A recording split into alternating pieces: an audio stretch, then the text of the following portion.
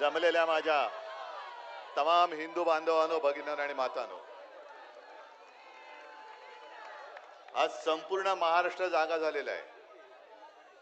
महाराष्ट्राच्या प्रत्येक जिल्ह्यात, प्रत्येक शहरात या भ्रष्टाचारांच्या विरुद्ध शिवसेना रस्त्यावरती उतरलेली आहे. सत्ताधाऱ्यांशी संघर्ष करायला मर्द लागतो आणि तो मर्द आपल्या शिवसेनेत आहे. आता तुम्ही ज्या घोषणा दिल्या या भ्रष्टाचारांचं करायचं काय, पण डोकं असेल तर ना, कारण बिन डोक्याचे आणि नुसते पाय आहेत. सुरतेला पळून जायला, गुवाहाटीला पळून जायला डोकं कुठे आहे? नुसते खोके. डोकं नाहीच आहे, बरोबर आहे, डोक्याच्या ऐवजी खोके आहेत. त्याच्यामुळे ते खोके घेऊन बसलेत. खरोखर आपण आताही जी काही सगळे बोर्ड घेतलेत, कायद्याचे रक्षक बनले, रक्षक बनले भक्षक, सगळे मुखवटे आहेत. एकूण जर का विचार केला तर आज दिल्लीमध्ये महाविकास आघाडी, इंडिया आघाडीतर्फे सर्व खासदारांचा मोर्चा हा निवडणूक आयोगावरती चाललेला आहे. पण त्यांना पोलीस अडवतात असं मी आता ऐकलं. आपण भ्रष्टाचाराच्या विरुद्ध रस्त्यावरती उतरलेलो आहे. ही जी काय जुलूमशाही चाललेली आहे त्याच्या विरोधामध्ये आता जनतेला उतरावंच लागेल आणि जनता उतरते. वाट बघते कोण आहे, नेतृत्व कोण करतंय. लाज एका गोष्टीची वाटते की आपण दरवेळेला सांगतो की छत्रपती शिवरायाचा महाराष्ट्र, शाहू फुले आंबेडकरांचा महाराष्ट्र, साधू संतांचा महाराष्ट्र, नेहमी महाराष्ट्र देशाला दिशा दाखवतोय असा आपला गौरवशाली अभिमान वाटणारा हा महाराष्ट्र या भ्रष्ट आघाडीने कितव्या रांगेत नेऊन बसवलाय. पाठीकडे एकदम भ्रष्टाचारात नंबर 1 पहिल्या रांगेत भ्रष्टाचाराची रांग लावली तर महाराष्ट्र पहिल्या रांगेत, पण विकास आणि नीतिमत्ता पाहिली तर महाराष्ट्र शेवटच्या रांगेत. अरे खरोखर लाज वाटते आम्हाला तुमची. आपलंही ज्या वेळेला सरकार होतं, मनोहर जोशी मुख्यमंत्री होते, आजपर्यंतची अशी एक परंपरा आहे की कोणत्याही मंत्र्यावरती आरोप झाले तर त्याची जबाबदारी घेऊन किंवा त्याची जबाबदारी त्याला देऊन त्या मंत्र्याचा राजीनामा घेतला जातो आणि चौकशीला सामोरं जावं लागतं. मी सुद्धा मुख्यमंत्री असताना राजीनामे घेतले. एक मंत्री तुम्हाला माहिती आहे कोण, अत्यंत वाईट आरोप होते, महिलेवरचे आरोप, बरोबर ना. त्याला सुद्धा वनवासात पाठवला होता ना, वनमंत्री होता, वनवासात पाठवला होता. अगदी केंद्रामध्ये सुद्धा अशा काही घटना घडलेल्या आहेत. मनोहर जोशी मुख्यमंत्री असताना 5 मंत्र्यांचे राजीनामे, शोभाताई फडणवीस, शिवणकर होते, घोलप होते, सुतार होते आणि आणखीन एक कोणतरी होते, रवींद्र माने, आपलेच होते काही. पण तरी देखील तेव्हा शिवसेना प्रमुखांनी सांगितलं होतं की असं नाही चालायचं. जनतेच्या मनात संशय आहे, तुम्ही निर्दोष आहात ना, राजीनामा द्या, चौकशीला सामोरे जा, त्याच्यात निर्दोष असलात तर मी तुम्हाला पुन्हा मंत्रिमंडळात घेईन. याला म्हणतात कारभार, याला म्हणतात मग ते जे काय आहे ना शब्द जनताभिमुख. आता जनताभिमुख नाहीच आहे, नुसतं पैसे गिळणारं मुख आहे यांचं. ज्या पद्धतीने नुसते आरोप नाही केले आपण, अंबादास दानवे आहेत, अनिल परब आहेत, पुराव्यानिशी सभागृहामध्ये यांची लखतर आपण वेशीला टांगली होती. पुराव्यानिशी कोण डान्स बार चालवते, आमचा मंत्री. कोण बॅगा घेऊन बसले, हा आमचा मंत्री. पण एक गोष्ट विचित्र किंवा चांगली अशी पाहायला मिळाली की जसं अभ्यास कोणताही असो, तुमची आवड कोणतीही असो, पण तुम्हाला सत्ता टिकवण्यासाठी कोणतं तरी मंत्रिपद आपल्याला द्यावं लागतं. पण पहिल्या प्रथम असं झालं की एका व्यक्तीला आवडीचं खातं मिळालं. कोण? रमी मंत्री. हे रमी मंत्री आहेत. क्रीडा मंत्री कुठे आहेत? शेतकऱ्यांची चेष्टा करतात, शेतकऱ्यांची थट्टा करतात आणि भर सभागृहामध्ये रमी खेळतात तुम्ही. कशात रमतात तुम्ही? शेतकऱ्यांना कर्जमुक्ती करण्यासाठी यांच्याकडे पैसे नाहीत, शेतकऱ्यांच्या प्रश्नांकडे वेळ द्यायला यांच्याकडे वेळ नाहीये, लक्ष द्यायला वेळ नाहीये. आणि देवेंद्र फडणवीस, आम्हाला वाटलं होतं की त्या भाजपचे हे कोणतरी परंपरा पुढे चालवणारे असतील. आरोपानिशी पुराव्यानिशी आरोप केल्यानंतर बिना चौकशी कसली करताय? चौकशी करायची गरज नाही, मंत्र्यांची हकालपट्टी केली जाईल अशी आम्हाला अपेक्षा होती, असा विश्वास होता. पण मुख्यमंत्री सांगतात नाही, आम्ही त्यांना समज दिलेली आहे की यावेळेला रमी नको खेळू, हो 3 पत्ती खेळ. ही समज, ही कोणती समज नाही, समज देऊन सोडून देण्यात आलेले आहे की पुढच्या वेळेला बॅग उघडी टाकू नको, बॅग बंद ठेव. पुढच्या वेळेला तू सावली बार नेऊ ठेवू नको, भर उन्हाचा बार काढ. हे बघा आलं ऊन, सावलीमध्ये डान्स बार नको, उन्हामध्ये डान्स बार कर.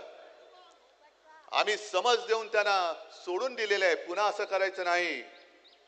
ठीक आहे, चांगली गोष्ट आहे. जर तुम्ही या भ्रष्टाचारांना पुरावे देऊन सुद्धा केवळ समज देऊन सोडून देणार असाल तर मग आमच्या उपराष्ट्रपतींना तात्काळ राजीनामा घेऊन त्यांना वनवासात का पाठवलं? धनखड कुठे आहेत? जगदीश धनखड अजून नुसतं ऐकलंय, राजीनामा का घेतला त्यांचा, त्यांनी राजीनामा का दिला? कारणच नाही समोर आलेलं. मी जेव्हा दिल्लीत गेलो होतो तेव्हा मला असं सांगितलं की धनखड हे या सरकार विरुद्ध काहीतरी कारस्थान करत असतील किंवा होते, हा संशय आला म्हणून त्यांना तडकाफडकी काढलं आणि गायबच केलं आणि गायब केलं. मग धनखडना का नाही समज दिली हो की पुन्हा असं करायचं नाही, केलं तर मारीन, पट्टीने मारीन मी तुम्हाला, हा अंगठे धरून उभं करीन तुम्हाला मी. ही समज धनखडना का नाही दिली? आणि धनखड गायब. म्हणजे जसं चीनमध्ये चाललेलं आहे, चीनमध्ये तुम्ही कळत किंवा नकळत असं म्हणतात की तिथल्या सरकार विरुद्ध कोण बोललं तर 2 ते 3 दिवसात तो माणूस अदृश्य होतो, कुठे जातो तेच कळत नाही. आज आमचे उपराष्ट्रपती, अजून नवीन उपराष्ट्रपती झालेले नाहीत, त्यांनी राजीनामा जरी दिला असला तरी मग माझी म्हणा किंवा नवीन उपराष्ट्रपती नेमले गेलेले नाहीत म्हणून उपराष्ट्रपती म्हणा आहेत कुठे ते तरी दाखवा. कारण त्यांनी राजीनामा देताना कारण काय सांगितलं? तब्येत बिघडली. मग कोणत्या हॉस्पिटलमध्ये आहेत? कोणता डॉक्टर त्यांना उपचार करतोय?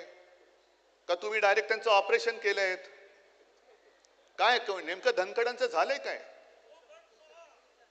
आणि म्हणूनच की ज्या दिशेने हा राज्यकारभार चाललेला आहे, ज्या दिशेने आपला देश, आपला महाराष्ट्र चाललेला आहे, आज परत एकदा आपल्या खांद्यावरती जबाबदारी आलेली आहे. हे जरा वेगळं आंदोलन आहे, हे शिवसेना स्टाईलचं आंदोलन नाहीये. शिवसेना म्हटल्यानंतर कसं आंदोलन होतं हे आपल्याला माहिती आहे.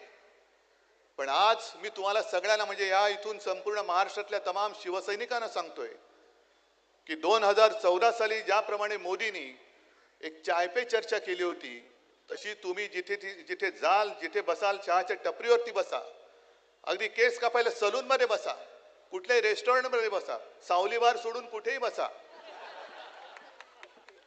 आता महाराष्ट्रामध्ये चर्चा करायची ती भ्रष्टाचार पे चर्चा होऊ द्या, भ्रष्टाचारावरती चर्चा.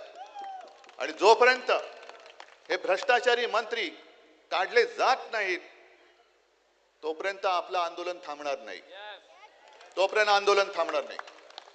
मला देवेंद्र फडणवीसांची कीव येते. अरे 5वी बहुमत आहे, वरती तुमचे बाप जरी तिकडे बसलेत दिल्लीमध्ये, तरी सुद्धा तुमची हिंमत होत नाही भ्रष्टाचारानं काढायला.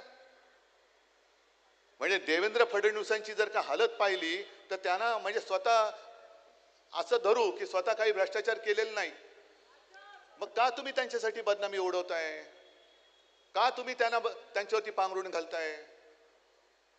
काय तुमच्याकडे एवढ्या बहुमतामध्ये, ज्याप्रमाणे जगातला सगळ्यात मोठा पक्ष भाजपा, भ्रष्टाचारी जनता पक्ष, त्यांच्याकडे अध्यक्ष करायला माणूस नाहीये, तसंच तुम्हाला हे भ्रष्ट मंत्री काढून दुसरे मंत्री तुमच्याकडे घ्यायला काय माणूस नाहीये? कोणाचा दबाव आहे तुमच्यावरती? देवेंद्र फडणवीसांनी जाहीर करावं की हे त्यांना पटते का, हा भ्रष्टाचार त्यांना पटतोय काय? पटत असेल तर मग बघू, महाराष्ट्रातली जनता आहे आणि तुम्ही आहात, तुम्ही म्हणजे ते भ्रष्टाचारी. पण नसेल तर देवेंद्र फडणवीसांनी सांगायला पाहिजे की मला काढायचं हो, पण झालं असं की सहनही होत नाही आणि सांगता येत नाही. अशी परिस्थिती झाली, दबाव आहे माझ्यावरती. अरे द्या जुगारून दबाव. नाहीतरी तुम्ही मतांची चोरी केली त्याच्या विरुद्ध तिकडे दिल्लीमध्ये निवडणूक आयोगाच्या विरुद्ध मोर्चा निघतोच आहे. आणि काँग्रेसने त्यांना एक एक चांगला शब्द दिलाय, चीफ मिनिस्टर नाही, काँग्रेसने म्हटले थीफ मिनिस्टर, चोरांचा सरदार आहे. तर हे पाप, कारण ह्या संध्या कधीतरी मिळतात, कधीतरी मिळते. मला सुद्धा संधी नशिबाने अनपेक्षितपणाने मिळाली होती. तुमच्या सगळ्यांच्या आशीर्वादाने त्या कठीण काळात सुद्धा आपण सरकार चालवून दाखवलं, महाराष्ट्र वाचवून दाखवला. अरे सत्ता येते आणि सत्ता जाते, पण शेवटी इतिहासामध्ये तुमची नोंद काय होते ते महत्वाचं आहे. म्हणून फडणवीसांना सांगतो की जर तुमच्यामध्ये जरा जरी अभिमान, स्वाभिमान आणि धैर्य असेल तर वरचा दबाव बघू नका, तुमचा खालचा दबाव जर का इथून वाढला तर तुम्हाला महाराष्ट्रामध्ये पलटा भोई थोडी होईल. आणि म्हणून ही आजपासून सुरुवात झालेली आहे. ज्या ज्या पद्धतीने जनतेमध्ये हा भ्रष्टाचार पोहोचवता येईल त्या त्या पद्धतीने पोहोचवा. आधी गणपती उत्सव येतोय, पोहोचवा, त्याच्यामध्ये सुद्धा भ्रष्टाचारांच्या मंत्र्यांचे सगळे जे काय आहेत पुरावे त्याच्यानुसार सगळीकडे मांडा आणि त्यांना सुद्धा कळू द्या की आम्ही गणपती भक्त आहोत, या भ्रष्टाचारांचे अंधभक्त नाही आहोत. एक महाराष्ट्रामध्ये जो आवाज उठला आणि महाराष्ट्राने पुढाकार घेतला तर मला खात्री आहे की ह्या येऊ घातलेल्या हुकुमशाहीच्या विरोधात संपूर्ण हिंदुस्थान उभा राहिल्याशिवाय राहणार नाही.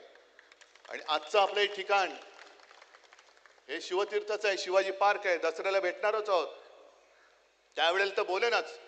पण आज या शिवाजी पार्क मधून आपण ही भ्रष्टाचार जाळून टाकणारी मशाल घेऊन महाराष्ट्राच्या कानाकोपऱ्यात जाल आणि महाराष्ट्राला योग्य दिशा दाखवाल असा विश्वास व्यक्त करतो. सगळ्यांना शुभेच्छा देतो. जय हिंद, जय महाराष्ट्र.